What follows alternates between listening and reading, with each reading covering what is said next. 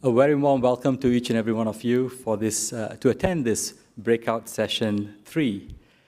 And today's topic that we're going to be talking about discussing is called Unpacking Multiculturalism. Specifically, this breakout session, we'll be looking at stories that inspire multicultural inclusion and shared purpose.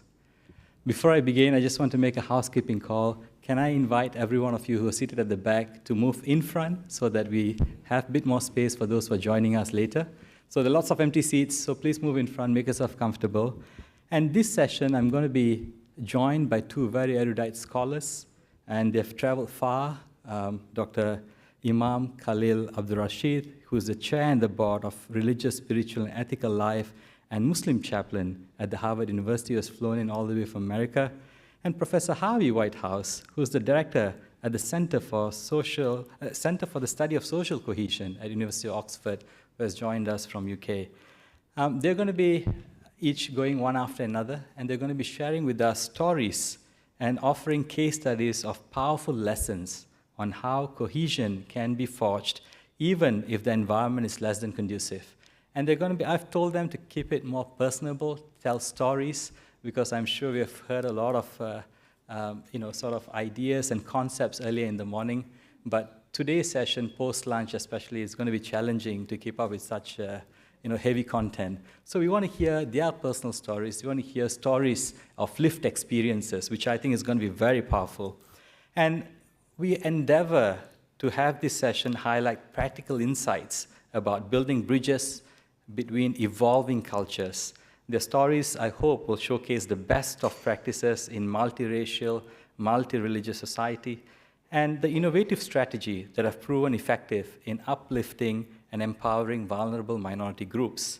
Importantly, the sharing aims to highlight how empathy and understanding can be fostered, even if people have different convictions and perspective of what a good society is. With that, allow me to introduce the profile of Dr. Khalil. I was given his profile, and he just took my paper and crossed out almost half the entire profile of his. So evidently, he's a very humble gentleman who has lots to share and lots to offer. Dr. Khalil Abdur-Rashid serves as one of the two Muslim chaplains at Harvard University. He is also the public policy lecturer at the Harvard Kennedy School. He was born and raised in Atlanta, Georgia. Dr. Khalil completed doctorate in liberal studies in American Islam from Southern Methodist University and holds both a Master of Arts in Islamic Law and Middle East Study, as well as a Master of Philosophy in Islamic Law and Middle East Study from the Columbia University. He's often consulted on a wide range of topics related to Islam in America, the issues of leadership, public service, and Islamic law. He currently lives in Massachusetts with his wife and children. And I just wanted to say that, Dr. Khalil, you graduated from Southern Methodist University, which acronym is SMU. I graduated from SMU in Singapore Management University. And I also wanted to take the opportunity to share that Dr. Khalil is going to be sharing something very powerful with us. Everyone knows of the situation that's happening and evolving in America, especially with Harvard University. And he's going to touch on a topic that's personal, that's dear to his heart, that's on restoring social cohesion in Harvard University. And I think what's happening in Harvard somewhat resembles the larger turmoil that's engulfing the whole of the United States in the education system. And I'm sure we've got many erudite speakers and scholars who are amongst us here, and I'm very, very eager to listen to you share with us today. Before I hand the floor to him, I just want to have a bit of housekeeping. Questions can be answered via Pigeonhole. There will be a QR code that's going to be flashed on the screen. You can go to the website, enter the passcode, or you can certainly scan the QR code to ask your questions. You can ask and send in your questions at any point in time. I'll be having an iPad where the questions will be coming in.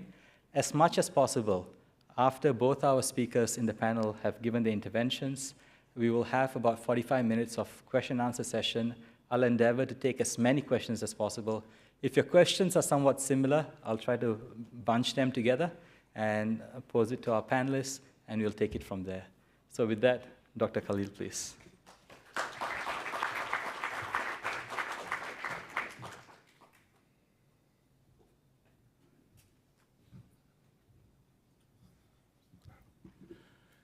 Good afternoon, ladies and gentlemen. Well, let's try that again. Good afternoon.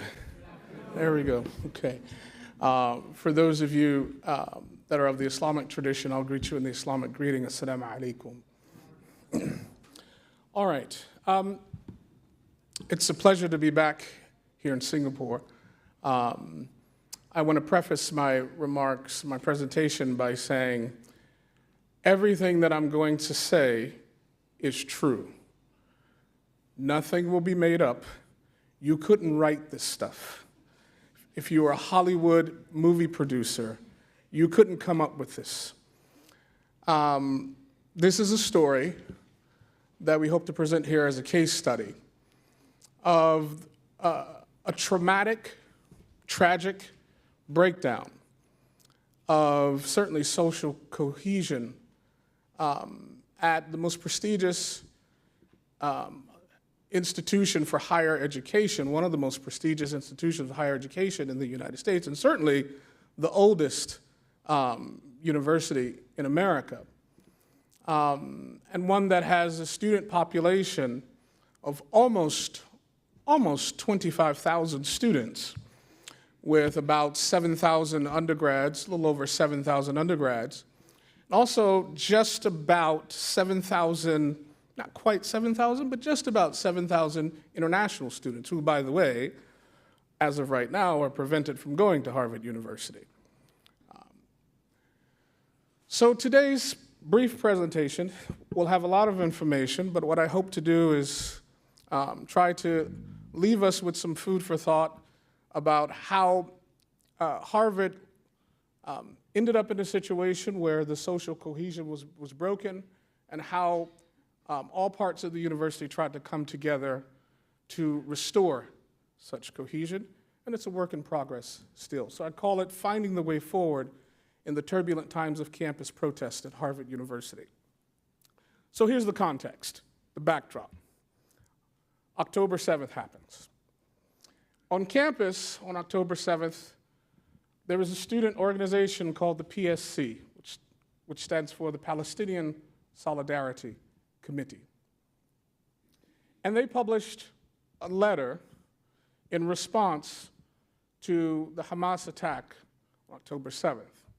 As a student organization, they published it. And they published a letter basically in sum saying that what happened on October 7th was entirely the fault of Israel, and they should take responsibility for that. And they got other student organizations of a variety of backgrounds, different faith groups, different ethnic groups, 33 different student organizations to sign on to this letter. And many of the student organizations did not, students are students, didn't read it.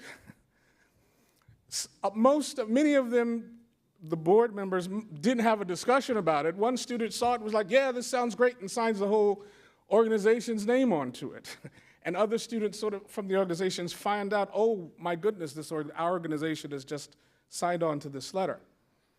So it was co-signed by 33 student organizations. The letter was then criticized on campus by being insensitive by some, lacking a sympathy for Israeli deaths, hostages, etc.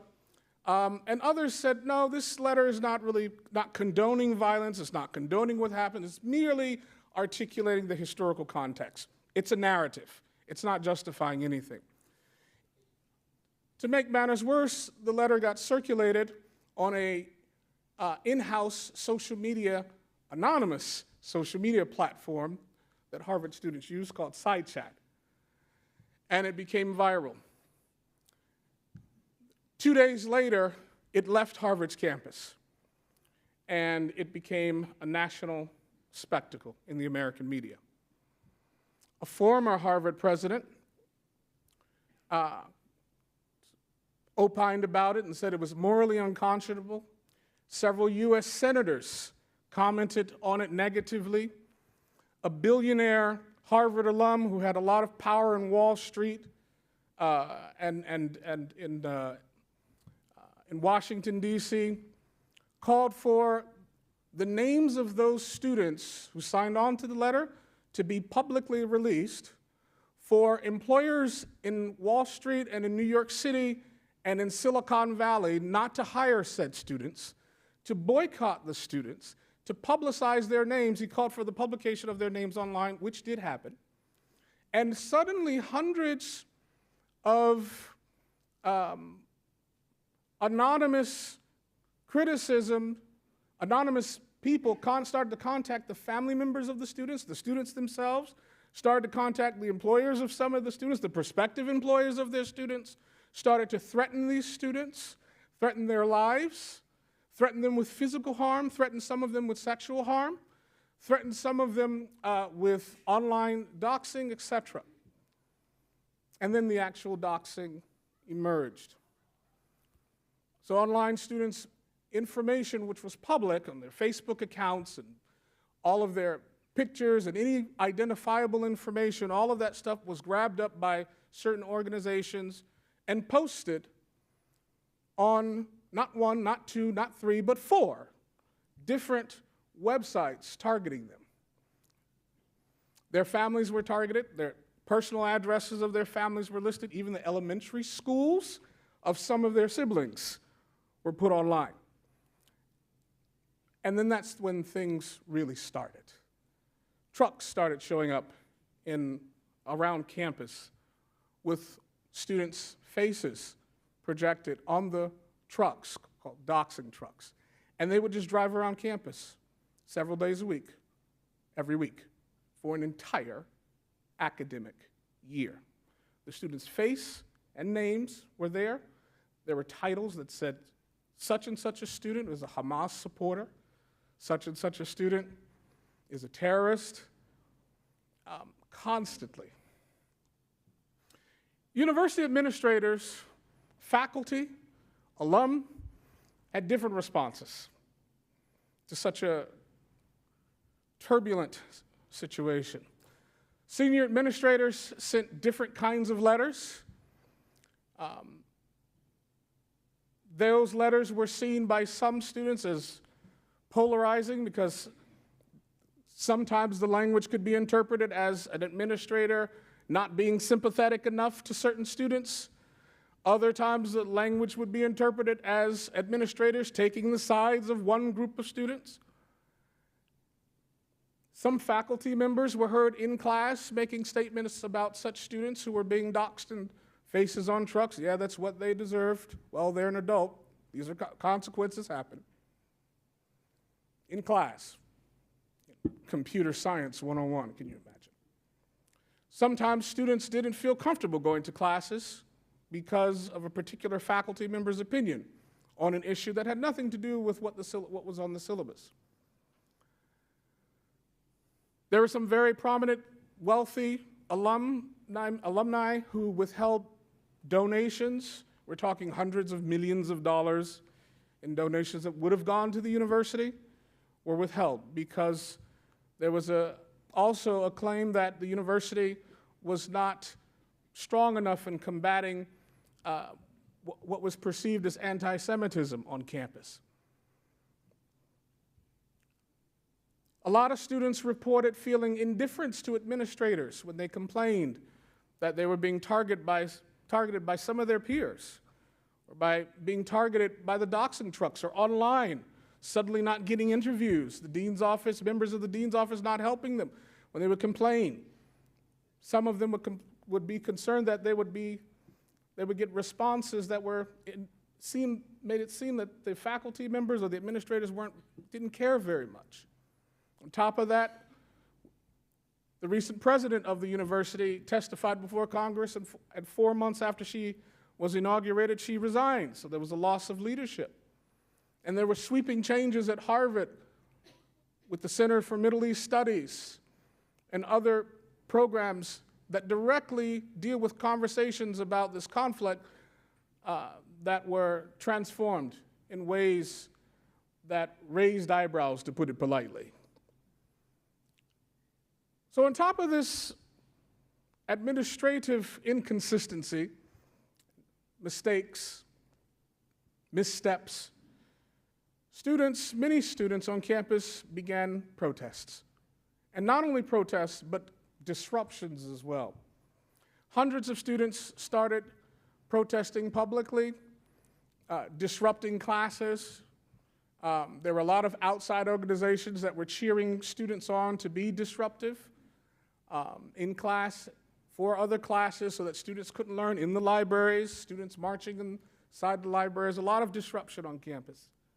And the doxings continued, the bullying of students continued by other students, by their peers, and there was a significant rise in anti-Muslim, what we call Islamophobia or anti-Muslim, certainly anti-Arab, most definitely anti-Palestinian, and certainly anti-Semitic and anti-Israeli sentiment. Students on all sides and no sides were thrown into a mix of, well, a breakdown of social cohesion. This is a picture of just one of the protests that would occur usually twice a week. This is a picture of the doxing trucks. So it's hard to read, but this reads, the script here is, in the first truck is Harvard's leading anti-Semites. And there's a picture of a woman, a young student in hijab. Right. This is one type of truck that would circulate campus throughout the academic year, every single week, even on commencement, on the graduation day. The other truck was like this. Harvard's PSC, Palestinian Solidarity Committee, the student group that launched the letter, Harvard's PSC supports Hamas. And then you've got two digital photographs portraying the horrors, or an example of the horrors of what happened on October 7th. Very gruesome, bloody photographs that were displayed on this truck that would be driven around Harvard Square so that students, anybody walking around Harvard Square in the community would be purview to these trucks. And on top of that, what's not here are the planes that would be flown in the air with like messages around the campus. Yes, the organization that was doing this hired pilots that had flags or messages on the tail of the plane. So you had the trucks going around the street, you had the planes in the air throughout the year, even on graduation day. So here's the challenge. This created a climate of communal trauma, lack of trust, certainly anger, certainly hurt, deep divisions and polarizations among students, between students, people who used to be friends weren't friends anymore. Roommates had problems being together. Students weren't eating, and if they were eating by themselves. Didn't trust faculty members. Colleagues couldn't trust each other. What side are you on? You're on the protest side, or you're on the other side, the pro-Israel side, or are you on the silent side? Right. So nobody wanted to talk to each other. So it was a total breakdown of community members. 47%, there's about 1,000 Muslims at Harvard University. 47% of Muslim students and Arab students at Harvard felt physically unsafe every day for this entire year. Physically, that they were physically about to be assaulted. We had people, who had unbelievable experiences.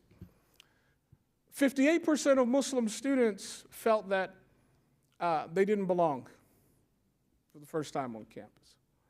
Serious feelings of violations of safety, perceived curtailing of speech, so they felt unsafe, but they also felt they couldn't speak out because nobody would listen, and if they did listen, they wouldn't care. The complaints of bullying, thousands of complaints of bullying, students bullying another student based on what they said, or their intimidation, students throwing wine or alcohol or water bottles at other students, etc., saying things that are abusive to others, and a pervasive, massive, unaddressed grief, sadness, trauma, and isolation on campus. We had a student from Gaza who had family in Gaza. On one day, she lost 40+ members of her community, and there was no place that she felt she could go on campus to have to mourn or to talk to. She wasn't Muslim, right? So she couldn't go to like the Muslim chaplain. There was no Christian chaplain for her to go to. She was Christian who understood her context or her situation that she felt she could trust. And in the middle, everybody's on campus is either protesting or being targeted. So you had situations like that and many other situations where students were grieving and traumatized, and they had nowhere to go, no way to address those things. And so the university got together with a variety of different leaders from different parts of the community. Staff members, really concerned, good-hearted faculty members, even some graduate students and undergrads as well. There are folks that said enough is enough. We have to do something here. Right? We can't continue like this. This is really unsustainable. And we have to get past this. So the first thing that the university did was look at this disruption and say, the first place that we need to start is dealing with the loss and the trauma. Right? That's the first thing. And so there's something that's called PFA. I've got it there on the slide, which stands for psychological first aid. It's a specific kind of training for grief and for support. It's not therapy, by the way. But it's where you take a group of people that have been in a trauma situation and you help them immediately cope long term. And this is one of the profound techniques and trainings that helped administrators, faculty members, staff members who are not trained in dealing with difficult situations, help bring everybody to the same level of how to encounter and how to help students get through their difficult times. Because with thousands of students in trauma, this was too big of a job for the center of the counseling center, too big of a job for 2 Muslim chaplains, right? One institution, one center, one office can't handle an entire community that's grieving. You needed some immediate skills to help bring everybody together and say, time out. Let's recognize that we've all been through an incredible trauma, and let's deal with that for a second. And then to talk about Islamophobia, anti-Semitism, and to educate the community about the nature of hate and bias, and that if we're going to exist as a community, that's one thing we got to agree on that we can't tolerate. We have to be together, and we have to be able to talk to one another. The institution had to make a decision. Also, Harvard had to make a decision that they are going to have a commitment to neutrality, institutional neutrality. When the war in Ukraine broke out, one of the first things the university did was put up a Ukrainian flag, right? It existed on campus for years. It was very, very interesting to go on campus and you see a Ukrainian flag. There was a recognition that that was a decision that was made, but Harvard wasn't going to make those kind of decisions anymore. When it came to global issues, political issues, they weren't going to take a side unless it was a matter that spoke to the mission of the university as an educational institution. If education was in threat, something like that.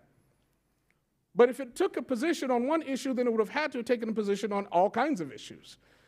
And that would have contributed to the polarization, which was not useful or helpful in the current climate. But it had to retain its commitment to academic freedom and freedom of speech. And it also, while affirming freedom of speech, it had to also delineate clear boundaries of what was unacceptable and draw the lines clearly which describe what was disruptive. Right? So learning can't be disrupted. You can't disrupt learning. You can't disrupt studying during exam times. That can't be disrupted. So students were free to speak, faculty members were free, but you couldn't disrupt the learning environment. So the university had to describe what constituted disruption, right? And what were going to be consequences to that, and why that was important.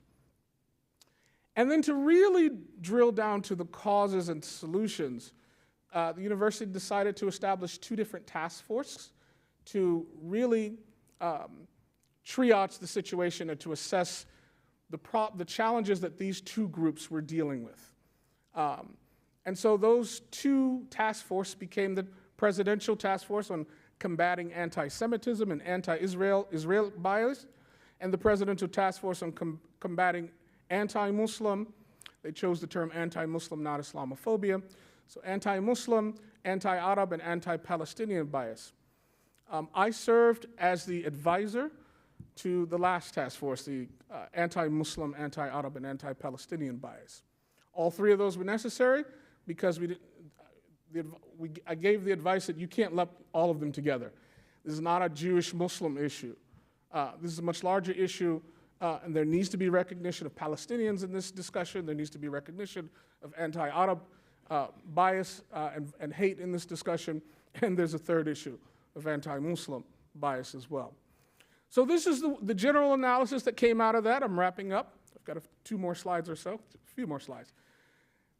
One, the university had to address divisions on the campus. Two, promote healing and trauma, and this was very important. The task force was really, really keen on the fact that the promotion of healing is different and very important and distinct from just solving a problem or trying to focus on non-malfeasance, right? Avoiding harm. But the promotion of healing and healing from grief and trauma and hurt was very important. Addressing safety was a separate issue. Restoring trust and repairing relationships. Briefly, each one of these. Addressing campus divisions.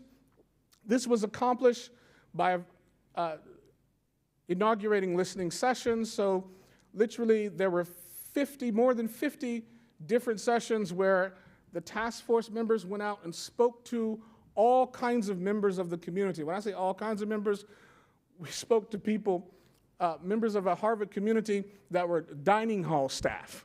We spoke to custodial staff members, students, international students, everybody, all kinds of partners and community members. At Harvard, we don't really call folks students, and I mean, we call them students, yes. We call everybody citizens of the university. We use the term citizens. So all of the citizens of Harvard predates the United States, so the word citizens is used. So all the citizens of Harvard were essentially polled privately, but interpersonally, face-to-face, in confidential spaces about what the problem was, what the solution was, what they went through, all the challenges that they have gone through. All these listening sessions and data was collected confidentially. University-wide survey on belonging, and what we found, that's how we found the statistic that the one group that felt they didn't belong, or the largest group they felt that they didn't belong, were Muslims on campus. 58% of the Muslim students felt they didn't belong, and that had not happened before. And then hearing from non-student members, of course, researchers, housing staff, dining staff, as I mentioned. University-wide trainings, we mentioned, and then specifically faculty seminars. Seminars for faculty, and then faculty as well giving seminars to other faculty members about this, because there was unfortunately a common attitude amongst, the adults that some students deserve what was happening to them. And that was very difficult to hear, but it was a reality to some people's responses. And in order to deal with those kinds of perceptions, we had to hear it as adults. And then we had to deal with it. And so we had to be, I say this we because I'm a faculty member, I have a faculty appointment also, I teach. We had to talk to each other as faculty members about, how to model grown-up behavior in this situation, regardless of how you feel about it. Right? Promoting healing from trauma. This was a major, major initiative. University-wide memorial services. Myself, the campus rabbi, we held grieving services, memorial services. We met weekly to talk about how to bring our communities together. A big thing that when people are going through trauma and difficulties, when society is breaking down, on whatever society this is, in this case, it's a campus, people don't eat, they don't sleep well, they're not hydrated, they're not thinking well as a result of that. and that's a threat to their well-being. And so you can't expect productivity and mindfulness and good citizenry if people are not living properly. And so reinforcing healthy behavior, encouraging healthy eating, this was very, very important. Getting dining staff, getting all the community members on the same page regarding that.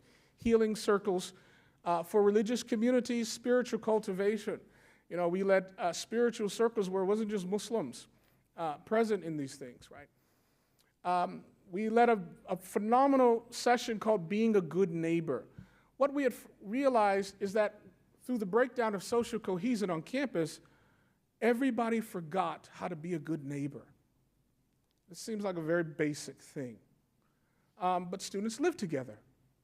People work together. They are neighbors of each other. And you can teach folks economics, political science, religious studies, but most folks aren't taught how to be a good neighbor. And to hear what it means to be a good neighbor from a Jewish perspective, from a Muslim perspective, from a Catholic perspective, from a Protestant perspective, from a humanist perspective, from various different views about what neighborliness means, that concept was a core concept that our community needed to understand. It wasn't just about going to class and coming back. You also had to live together. And that meant reviving the idea of being a good neighbor. You know, I'm from the generation in the United States where I grew up with a very famous TV program called Mr. Rogers' Neighborhood. Right? Fascinating program that taught people how to live together. That skill is critical when you're dealing with these kinds of crises. Addressing safety concerns, this is logical in many ways, but what the university thought was good enough really wasn't good enough. Dealing with addressing safety situations of students, addressing reporting problems. When people wanted to report, students wanted to report that they felt unsafe or they were being bullied. The way that those reports were handled were not equally distributed. So students from one particular group got more attention than students from another particular group, or at least that was the perception of the case. And so word got around that, oh, if you're not part of this group, they're not going to take your complaint seriously, right, et cetera. And so the last two things is that restoring trust was a big thing. And part of restoring trust were, number C here, I want to point out strengthening values, that the university decided that what was lacking, you had 24,000 students, what it lacked was the reinforcing of a certain value and clarifying to each of those students what are the values of Harvard University. When you enter this community, you come from a variety of different backgrounds. When you step in here, what are the values that we expect you to demonstrate and to adhere to? And then creating communal spaces like interfaith spaces and other spaces where those spaces reflect those values of the community, and then repairing relationships. In my concluding remarks, the main things that the university settled on was cultivating equality. There was an acknowledgement that a mistake was that there was a perception that some groups were not treated equally. Addressing healing, setting clear standards and expectations about communal values, and finally cultivating community, the idea of being a good neighbor through education, trainings, that weren't all about academic quality, but were about communal living as well in an academic environment. Thank you very much.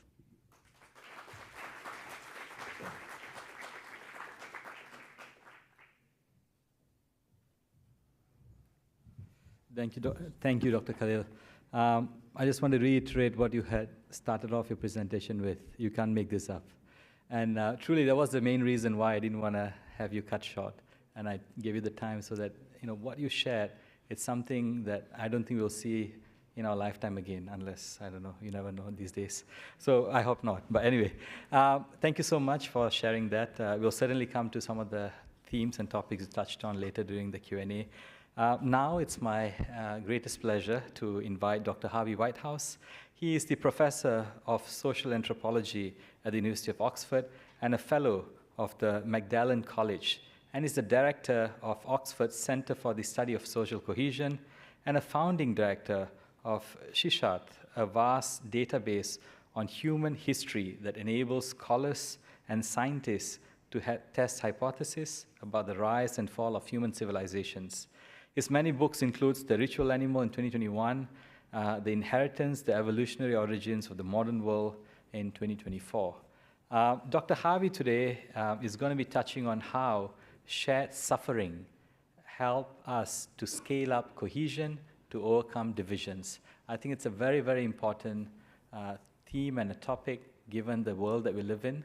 Dr. Harvey, please.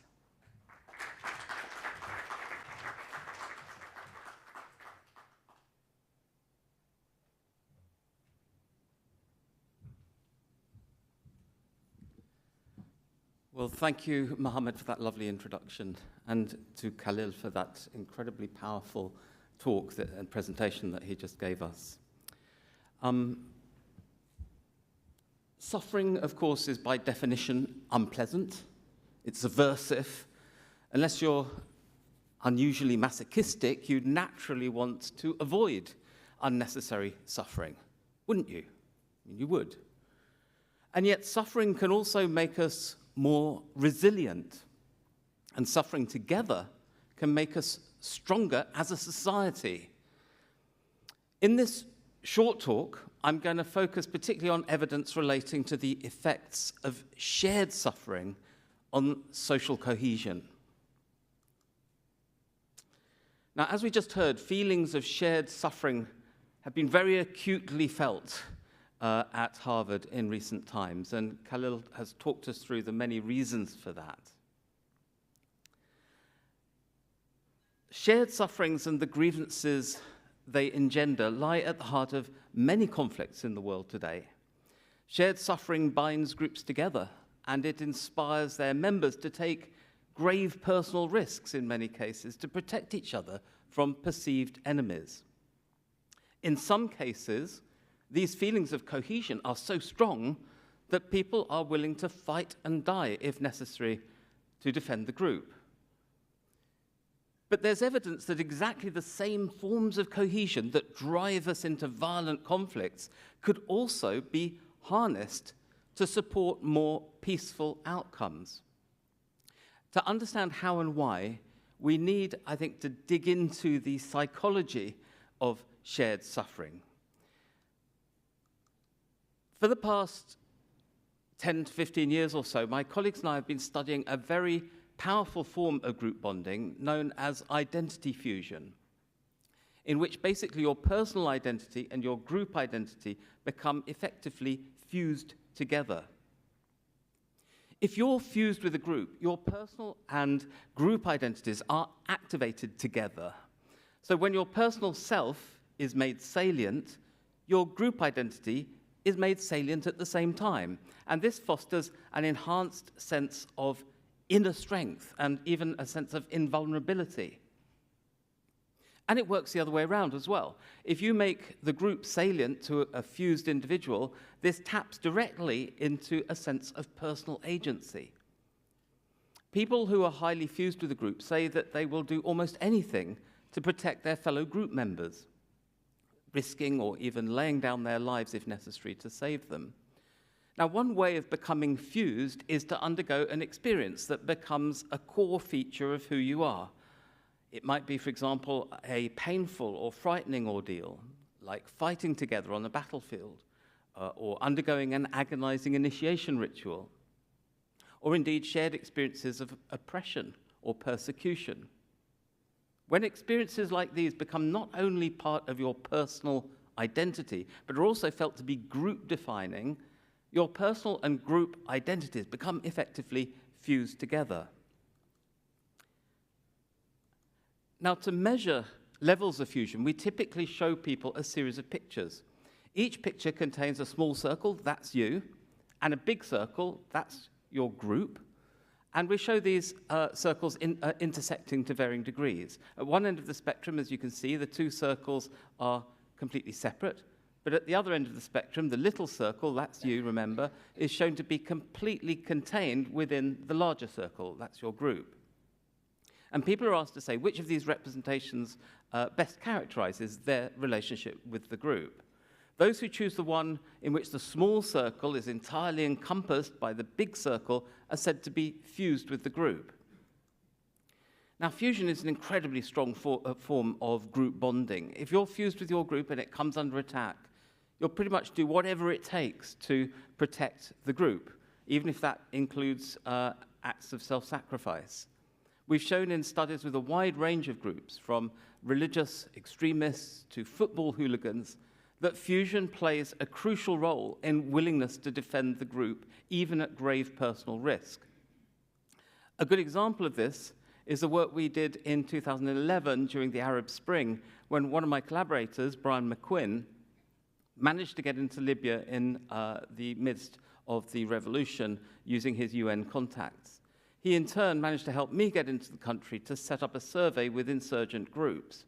This is a photo of me and Brian in what was once a crowded marketplace in the heart of Misrata, an area that Gaddafi's forces used to hide their tanks ineffectually, as you can see from NATO airstrikes. Our survey was run with 179 members of various revolutionary battalions, or katiba in Arabic. Half of our sample were frontline fighters, and half provided logistical support to the frontline fighters. So they did things like driving ambulances and fixing vehicles.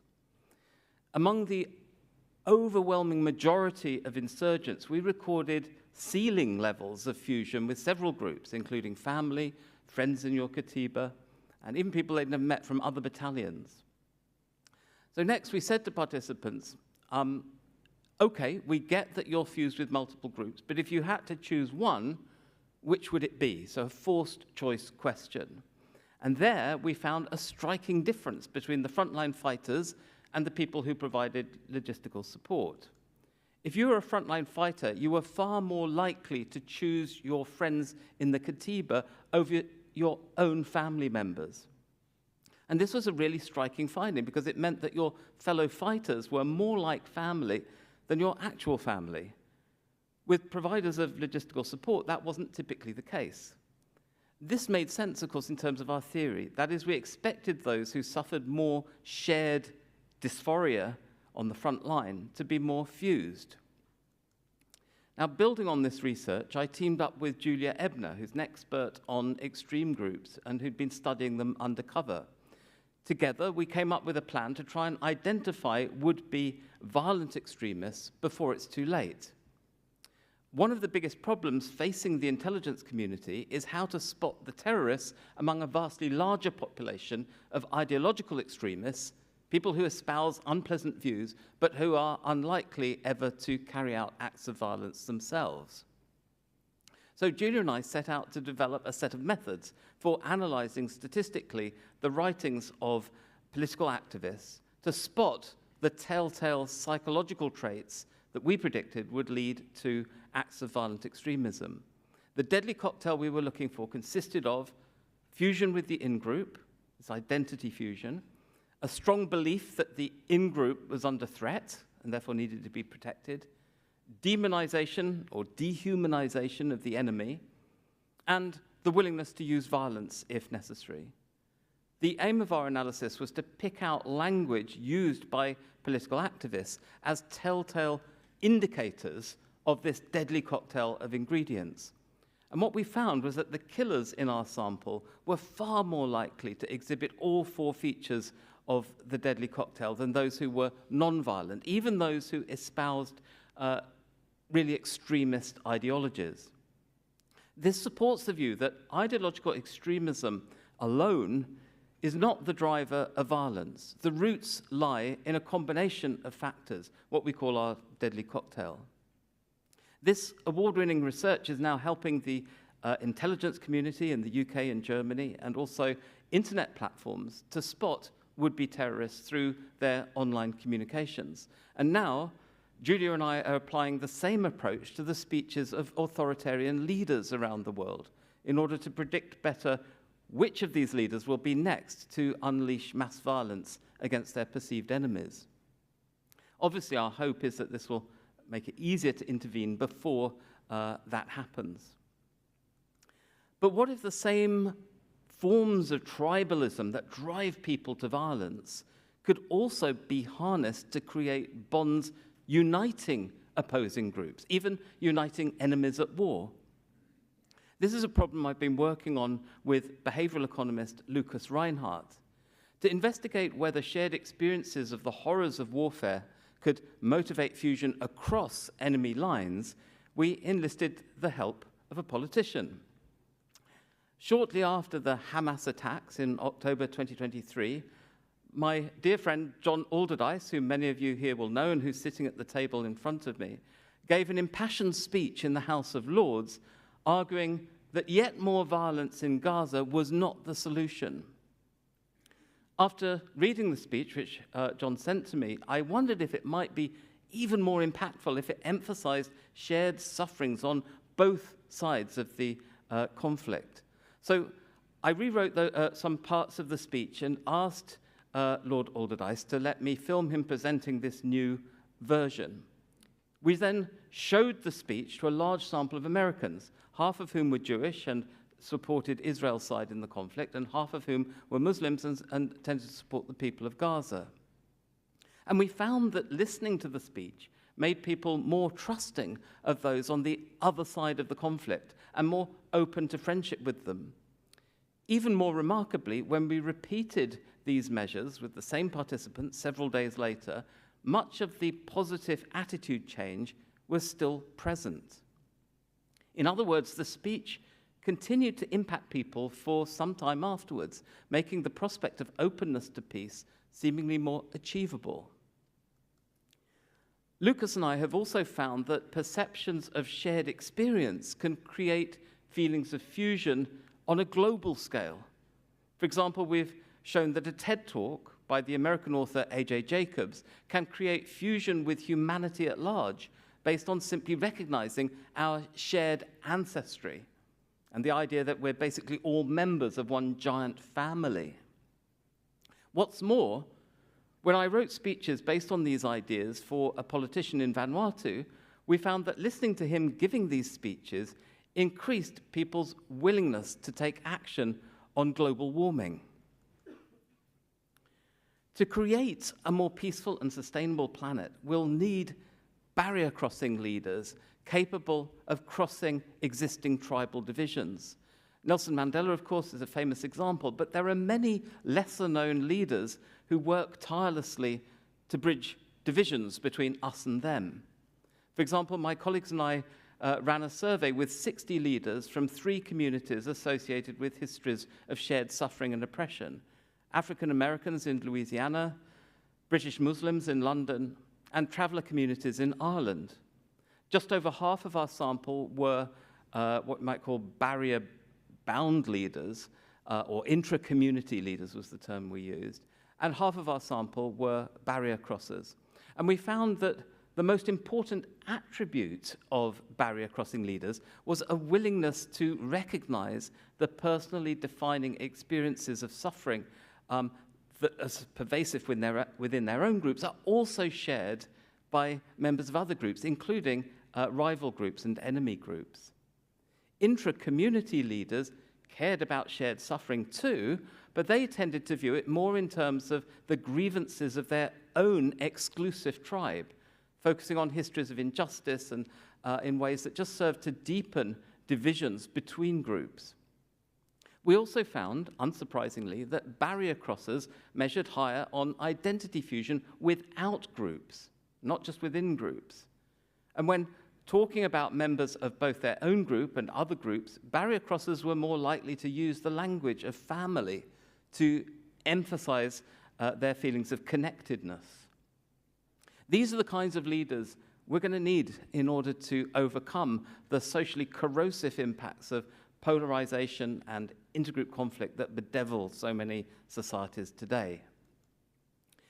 In my latest book, I argue that the future of humankind depends on getting a better understanding, really, of human nature and of world history, what I call our collective inheritance. It's never been more important for us to understand how the psychology of tribalism tears us apart, but also how our ancestors managed to scale up cooperation to build ever larger civilizations.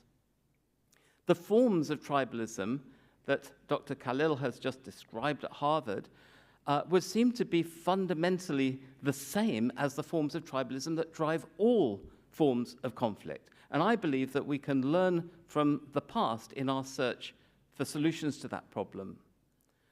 Harvard's divisions are obviously in part about a clash of beliefs and identities. And they're also about intensely felt grievances that are felt to be shared with other people. This is, of course, one of the foundations of fusion with a group. And as we've seen, fusion is capable of driving very extreme forms of out-group hostility, entrenching divisions, and driving conflict.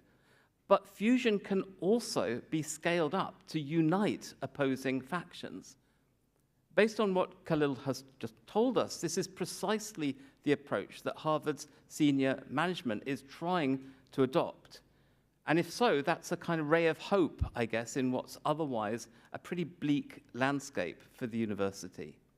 However, Harvard is also caught up in much larger scale dynamics of polarization, extending far beyond the world of campus politics. Such divisions appear to be deepening in the US as a whole, and indeed around the world. Islamophobia and anti-Semitism are very much like viruses, and in the current hyperconnected world, such viruses can spread at devastating speed. A key question for countries like Singapore, I think, is whether it will be possible to inoculate its citizenry against identity pandemics of this kind.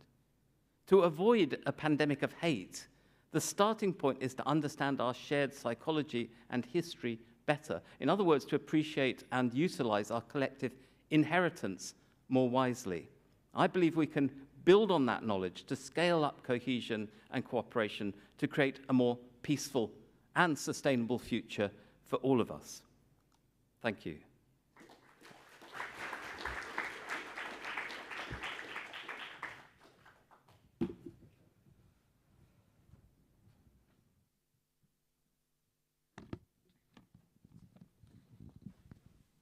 Thank you so much, Dr. Harvey. I think that was a fascinating presentation on both your books and the amazing work that you did in Libya and UK. I saw there was a gentleman on your screen during your presentation who's present here with us here today, Lord John Allardyce. He's again a distinguished gentleman who has done a lot for the community in UK to bridging a lot of this hate and social cohesion stuff. So, Lord Allardyce, thank you so much for joining. My very good friend Krish sends his regards as well. Yeah, wonderful. Harvey, thank you so much for your presentation. I just wanted to share that you touched on a very important concept, which is called the identity fusion. And I thought that was a very fascinating concept. And I wanted to see how, being the moderator, I just wanted to kickstart the Q&A session. The thought of having multiple identities, it's something innate with everyone, right? Everyone have multiple identities. At certain points, certain identities get amplified, certain identities get accentuated, etc.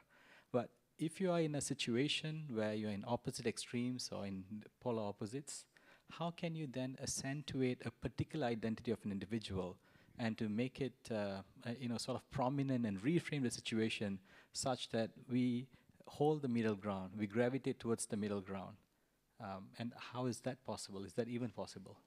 It is possible, but I think a very important starting point is to realize that identification, which is a widely studied, extensively studied phenomenon in social psychology, is not the only way in which we align ourselves with groups.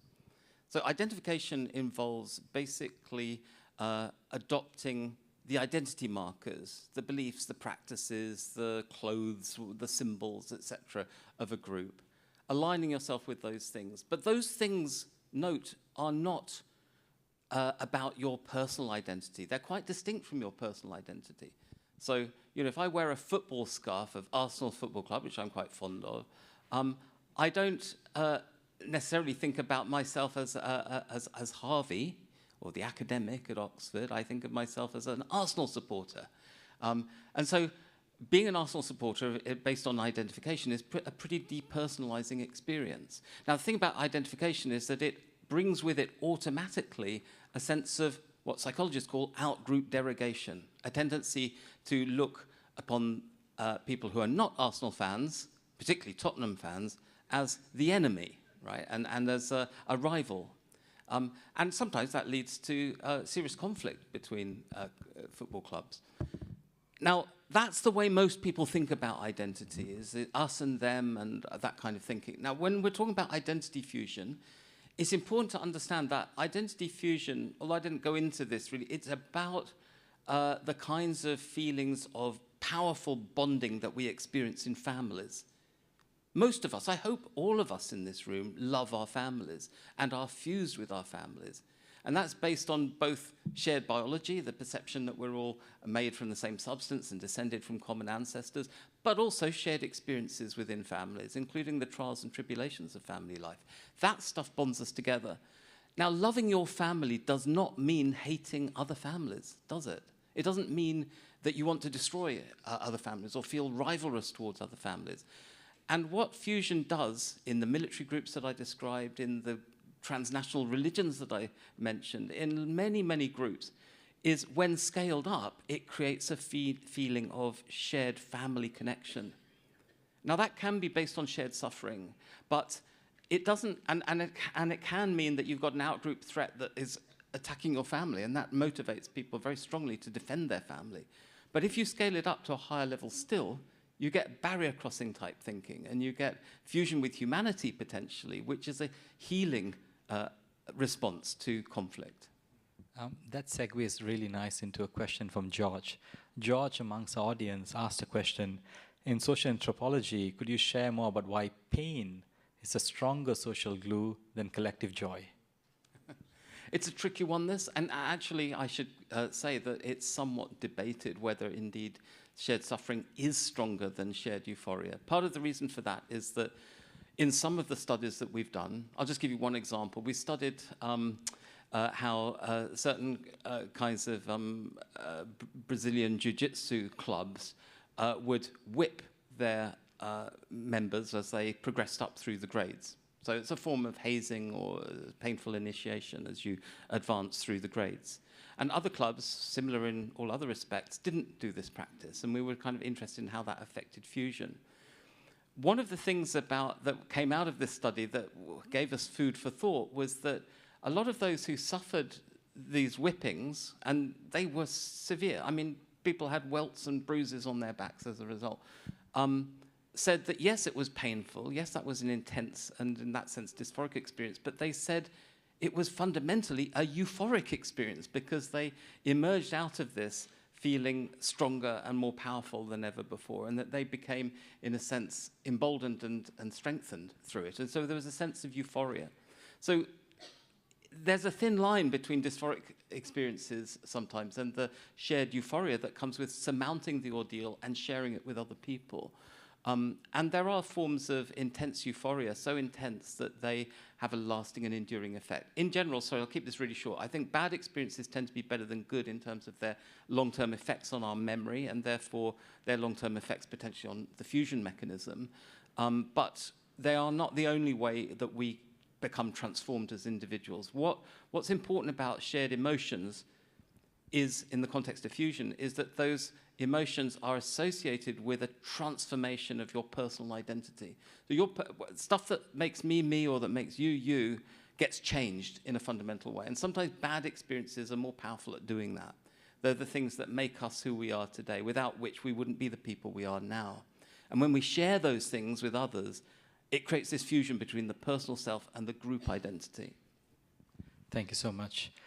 Very relatable, especially coming out of COVID and how that bonded us here as a nation here in Singapore. Dr. Khalil, thank you so much for your sharing. There's a lot to unpack. I think you touched on so many, parts which had, gotten me thinking about what we have here in Singapore. By the way, protests are banned in Singapore. Well, you can protest. You just need to get a license from the police. But having said that, I think one of the things that really piqued my interest was the fact about student activism. Student activism and the use of social media. Generally, by and large, young people are very idealistic They want to be able to speak their mind. But what does responsible activism look like? And how can one go about doing so? And especially the side conversation we had earlier about how a person needs to have some sort of an anchor or value, so to speak, in being able to put across a certain point without coming off as too aggressive of sorts. So if you can touch a bit about that, elaborate a bit, then I have one more follow-up thereafter. Well, I think in the university context, I'll speak from our context on campus, the activism reached a point where people were no longer talking to each other and didn't want to talk to each other and felt like if one of their friends spoke to somebody else that they were them, not us. So that's not activism anymore, right? I mean, you've exited activism at that point. And at a university campus, I mean, one of the skills that we hope that, I mean, I have my oldest daughter just graduated from college, right? And so I'm a parent too, and I've gone, my wife and I were at the table one night at Harvard Medical School, which had a dinner for students there, and we were conversating with the parent, and the parent goes, "Yeah, students have to be, proactive, and they've got to protest and everything, but I better not see my daughter out there, right?" So, like, her daughter was a student, was an undergrad, and so she was promoting social justice, but she did not want her daughter out there as well. We had another person, a graduate student, who was very active in the social justice atmosphere on campus, and this particular graduate student's perspective was like, the undergrads have to be out there on the front lines because everybody's going to listen to the undergrads. Like, the undergraduate students have to sacrifice. And if folks, abroad were making the ultimate sacrifice, it's not important that undergraduates were at risk of being retaliated against and their faces were in docks and trucks. They had to sacrifice for the cause, right? They had to learn to lose something to be good activists. And I said, well, you're obviously not a parent, man. You didn't sacrifice, you don't understand the perspective of parents in this, because we had parents that were traumatized by what was happening. You don't understand what the university is trying to do, and how dare you gamble with the lives and the futures of somebody else, right? So activism and social justice had reached a point in this context where it was just, it was chaotic. And it was, the mission was to throw as many mines in the field as you could to disrupt. That's not activism. You've got to learn to talk to somebody who disagrees with you, especially in the academic context. Otherwise, what are you there for? You have to learn to talk through. You're not going to agree. You're not supposed to agree. But you've got to talk through those differences. And one of the most interesting things that came out of, I think, the discussion about activism on campus was that everybody off campus had a distinct interest in pushing activism on campus for the agendas of people off campus. And because this was Harvard University and not, Community College USA, in other words, not some institution that is not on the radar, is not a prominent institute, because it is Harvard, then activists off campus thought that if they could push Harvard students in a particular direction for their agenda, that they would become prominent, their agenda would become prominent, and they could say, see, we're making a difference and we're impacting other situations. In the end, what started off as student activism became very toxic for students themselves, who ended up feeling pushed and pulled in a variety of directions based on the agendas of people off campus. And in the case of Harvard, when I say people from off campus, I don't just mean, special groups in the state or even in the country. We had groups outside of the United States that were influencing, trying to influence students as well. And so what started off as activism became just sort of a chaotic recipe where students' interests were really not served. In the end, students had internal discussions about whether or not they wanted to get involved, how far they wanted to get involved. In the end, we had undergraduates who weren't talking to graduate students. We had graduate students that were very upset at undergrads. It was just extremely difficult. But the activism that did work, I mean, that was a mistake. What was successful was, interestingly enough, the students rallying behind sort of a common cause when the university was targeted by the Trump administration. When their own peers, international students, were told by the administration that Harvard can no longer accept international students. When the livelihood of researchers and graduate students on grants and scholarship, when their livelihood was taken away through funding cuts that the government started to initiate. Everybody saw the plight of themselves and somebody else. And that collective activism against, this common cause, this common rallying cry, this fusion, perhaps, right? That this is happening to my peer, this is happening to my friend, my roommate, somebody I know, the dining staff that I talk to might get cut, they might lose their job. That's what changed everything. And so that became a different type of activism that united the community and helped heal. And that's essentially shared suffering, right? Yeah. To some extent.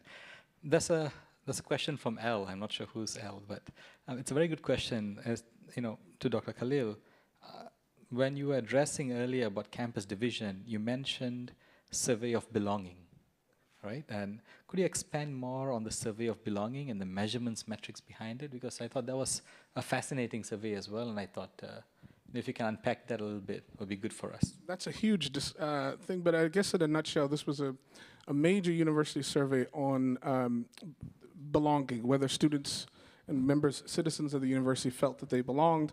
If they did not, why, the nature of their feeling of belonging, what contributed to that, what contributed to the lack of that and the loss of that. And it was for every single member of the Harvard community, not just students. And so this was a survey that was launched, I forgot when exactly it was launched, but the results of the survey came out last year, if I'm not mistaken. It was, every group in the university had some level of feeling that their sense of belonging had been impacted significantly. But nobody had significant high numbers except for students who identified as Arab and Muslim students.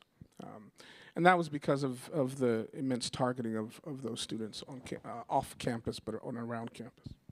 Fascinating. That's a question from John. And Harvey, I think this may be up your alley. He's asking, to what extent is it helpful to formalize response protocols for emotionally charged or intergroup incidents? Right? How can institutions balance the need for timely, consistent action with the need for flexibility, community-specific response? I mean, it goes to both of you, but Harvey, why don't you take a stab at it?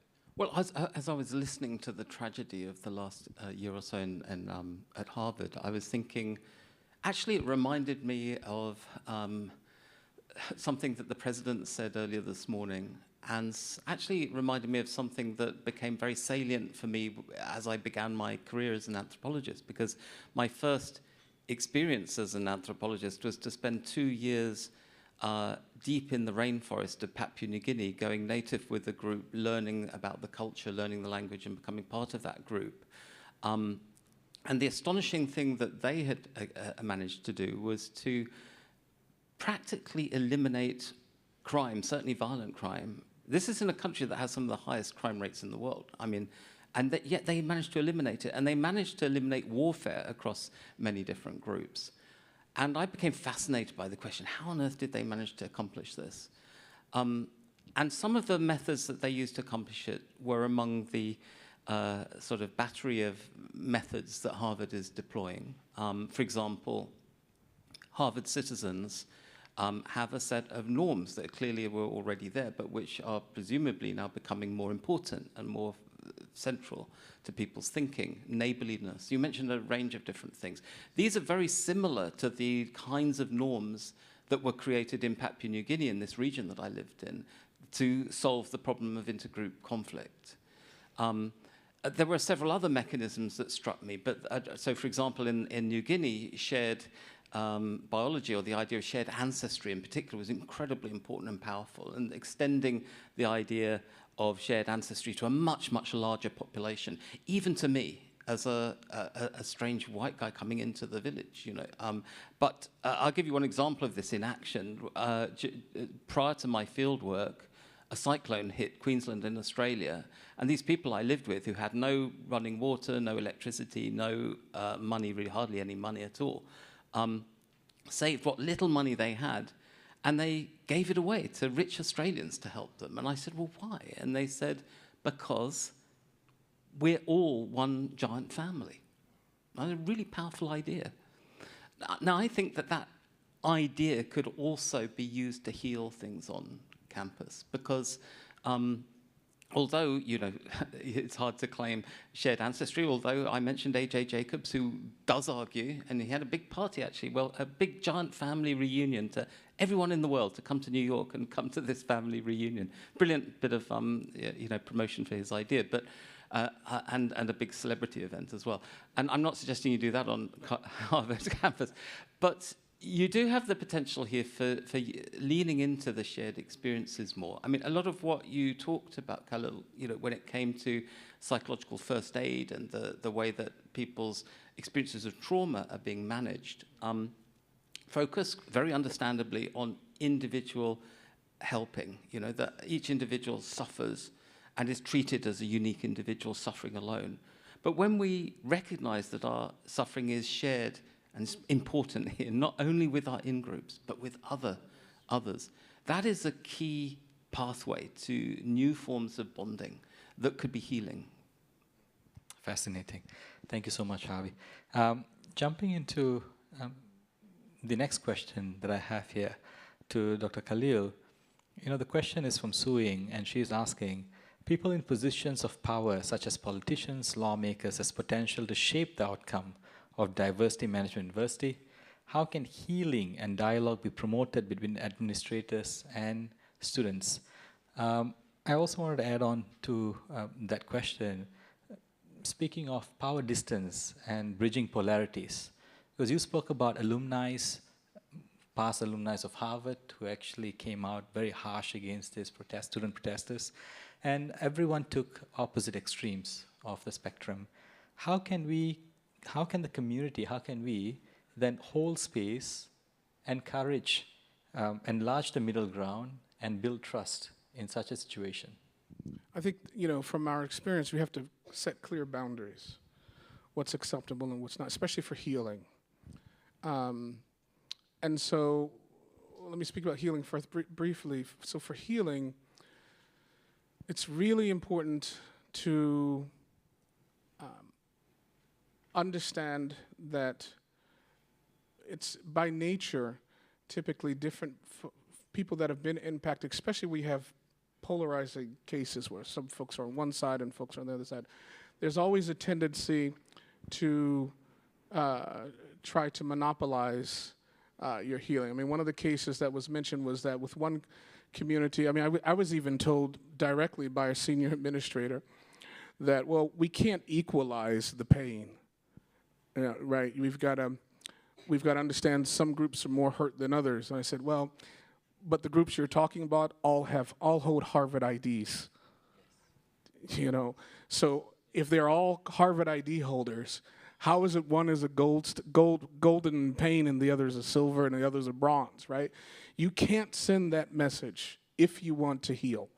And if you want to, you know, take advantage of a situation, that's the way to do it. But if you want to heal, then you've got to address everybody's pain, even if it's unique. And it's going to be obviously unique, but you've got to go at it at this level. And then healing takes time.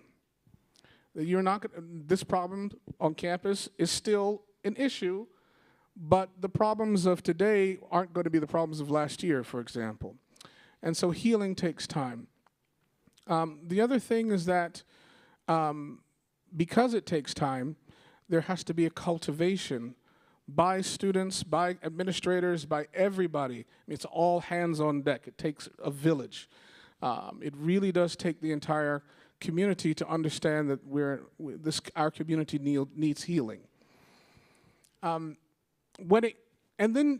it comes to delineating boundaries and setting limits, referring back to your question about certain prominent Harvard alumni who were really, I would say, just violent in rhetoric towards students and to the community members,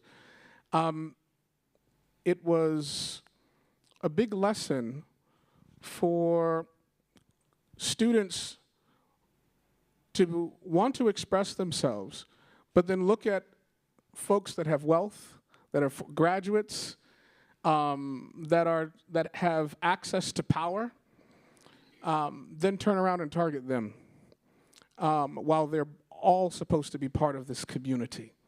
So it's a deeper cut when a member of your own community, even if they're not physically there, impacts the community like that. And there were students that weren't even on campus that were on leave for the semester whose faces were on doxing trucks. It was unbelievable.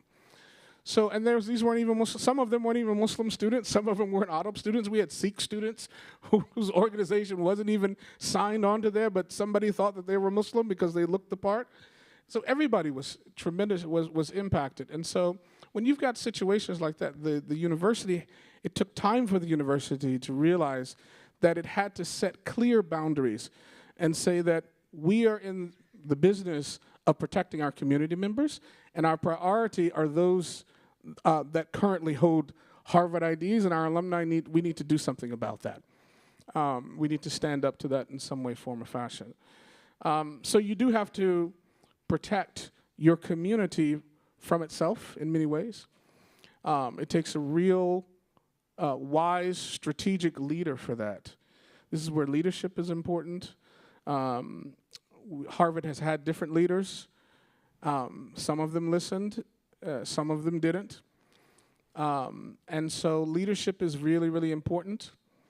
And so if you've got good leadership, that can go a long way in facilitating healing and promoting a positive, healthy development of social cohesion. Indeed, thank you so much. Harvey, there's a question from Arun, and the question reads, can shared suffering seemingly lead to greater cohesion? Is there a way for public institutions, corporate businesses, civic leaders to be involved? And just to give some, a story, the organization that I founded and represent, Rose of Peace, we started in 2012, and really it was a ground-up youth response to counter the hate and the violent protest that was across the world, post-publication of Prophet Muhammad and Charlie Hebdo. So we responded not with a protest here in Singapore, which what the youth wanted. We responded by giving out roses with a greeting card with saying of peace from different religious leaders. So the students felt aggrieved. They felt, there was a sense of shared suffering. But how can you turn that into something positive? That was the thought back then. And it was just a simple response, but then it blossomed into a movement, a non-profit organization that it is today. So to this question from Arun, can you share ways in which institutions, leadership, businesses, and the civic leaders can get involved to turn something that is from a situation of suffering into cohesion? Well, I think there's an incredibly important role here for what I was describing as barrier-crossing leaders. These are leaders who acknowledge not only the suffering within the groups that they represent, but suffering on both sides of conflicts, because there always is suffering on both sides of conflicts. It's very easy to forget this and to overlook it. And I think in the case of Harvard, for example, it's fantastic if senior management are learning some of the techniques that are needed to show an appreciation and a grasp of suffering across both sides of a conflict, but I think it's also important to differentiate that kind of professionalism, that ability to learn a set of techniques, from the more visceral, personal, genuine, authentic experience of, I really get the suffering on both sides of conflict. Those kinds of leaders are different, and we notice that they're different. We pick up on it intuitively. I would say that my friend John Alderdice is a great example of such a leader. But I think that we know intuitively what those kinds of leaders are like, and we need more of them. How do we cultivate that? I think the answer is partly not just through sort of technocratic types of interventions, but methods of selecting leaders that allow us to pick out those with the kinds of traits that I'm describing. They're not terribly common in the population, but they have the potential to become much more widespread if we lean into it. And, yeah, please. No, it's a separate question. No, I was going to say this is very important what you just said, and I think one of the lessons we learned as well is that, and particularly in a campus environment, is that sometimes, especially when leadership, and I mean all levels of, when I talk about leadership, I don't just mean at the very top, I mean at all levels of leadership, even leadership of student organizations, right? One of the things that a former president of Harvard, was a brilliant mind, he said on a panel, I was with him on a panel once, and he said, you know, he said, one of the biggest problems we have out at Harvard University, he said, is our students want to learn how to, our students want to lead without learning how to follow first. Yeah, this is very interesting. And this is a challenge that I think is beyond Harvard. I think is generational in many ways, but it also speaks to leadership, that you learn how to be a good leader through mentoring, through experience. You don't just jump into that, right? And more importantly, through error, through mistakes. So you can learn from success. And a lot of times institutions like Harvard teach case studies. They teach about success in management, success in science. All, you know, what are the success stories? You want to hear from a Nobel Prize laureate. You want to hear from this person, right? But we don't teach failure. And I think a lot of, I mean, there should be, I've always thought that there should be a class that students are mandated to take from brilliant minds that have gone through life and just made phenomenal mistakes. Some of the most brilliant minds have come out of the incarcerated systems, actually. Very interesting. I mean, if you read, like, Mandela is one of them, right? Dr. King is another, right? Malcolm X is another. I mean, these are just tons of people who have gone through tremendous difficulty, and despite their challenge, because of mistakes that they made, and then they've gone on to, they've risen through society and to a level that they've become phenomenal leaders and guides for others. Now, everybody doesn't have that experience, but oftentimes when we focus, when you're in an environment like Harvard, for example, that focuses just on success, success, success, success, success, and competition, competition, competition, everybody wants to be the best. And they want to lead without actually taking the steps to get there. And I always tell my students, I say, you know, you can play the rat race, but you got to remember you're not a rat, right? You have to think your way through through challenges, and you have to learn step by step, right? And you have a tradition in Islam that said, إِنَّمَا الْعِلْمُ بِالتَّعَلُّمْ وَإِنَّمَا الْحِلْمُ بِالتَّحَلُّمْ. That knowledge, you become learned through learning, and you become more patient and forbearing through actually going through situations where you have to be patient and go to be forbearing, right?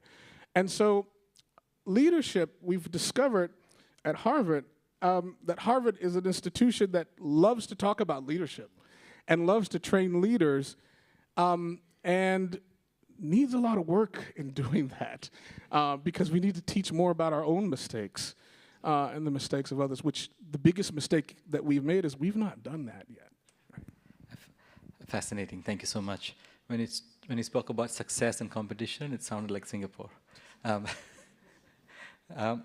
We don't have much time. We've got about 2 minutes left till 3:30. If I can, give a perspective of the world that we live in, it's very bleak.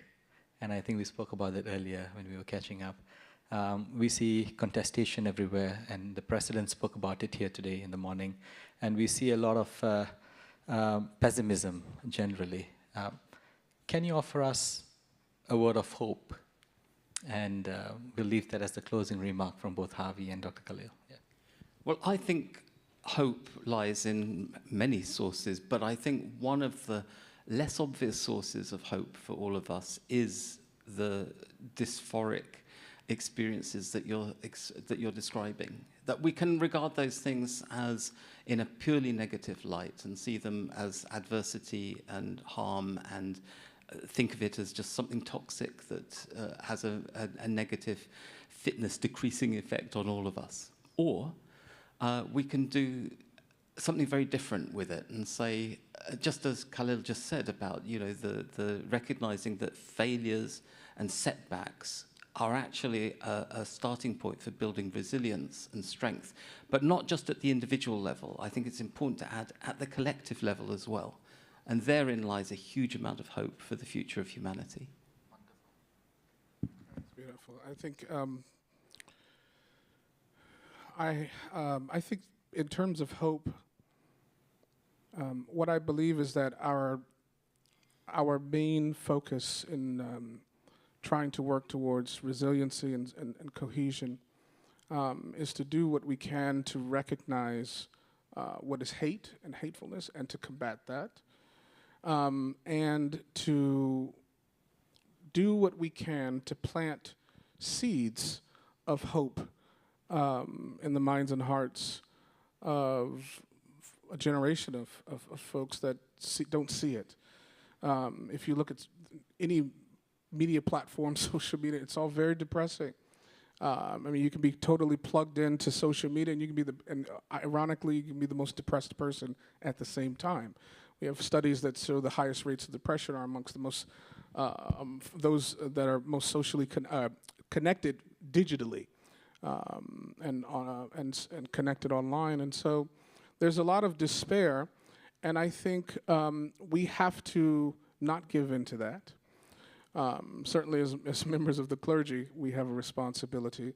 But I think as people that are interested in humanity and what humanity can bring in terms of its lasting contribution, our focus has to be on identifying pockets of hate and doing what we can to transform that into hope by planting seeds of optimism, seeds of unity.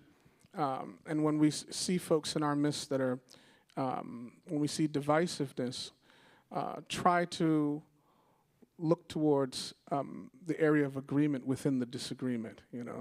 I'll close my remarks by saying I was with Harvey and another professor, and he was talking about this area of body of water between the U.S. and Canada, where the Great Lakes are, and it's one of its most profound characteristics is that in the wintertime, the top part of the lake, the water on the upper part, when the water freezes, the water on the upper part is cold, but on the bottom part, it's warm. It's the opposite of what you would expect, because obviously heat rises. And so I think that's a beautiful metaphor, that sometimes you can run into somebody, you can find yourself in a situation that's very cold. Externally, your first reaction, it's very cold, very offensive and disruptive and challenging and negative. But we have to be willing to pierce a little deeper into dialogue and to reach across and to want to know a little bit more in order to discover the warmth that's there. And oftentimes we touch the cold and we're like, that's too cold and I'm not going to be a part of it. That's a human reaction. But if your child is having a temper tantrum, you getting angry is a human reaction. Not every human reaction is the right reaction. And so if we want to transform, then we have to understand that we can be positive agents in this, and it's going to take a lot of work on our part, but we can never give up. Fantastic. Thank you so much, Dr. Khalil. We don't have much time, but I have to say that you've asked many wonderful questions. There are a lot of questions unanswered, unfortunately. I try to see which questions kind of, is able to aggregate most of the questions that's being asked. Having said that, we do have time. Right after this session, we have a networking session where you can certainly approach both our panelists and ask them any questions that you may have personally. With that, this brings to the end of this particular breakout session 3. I would like to give a round of applause to Dr. Harvey and Dr. Khalil for their wonderful sharing. Thank you.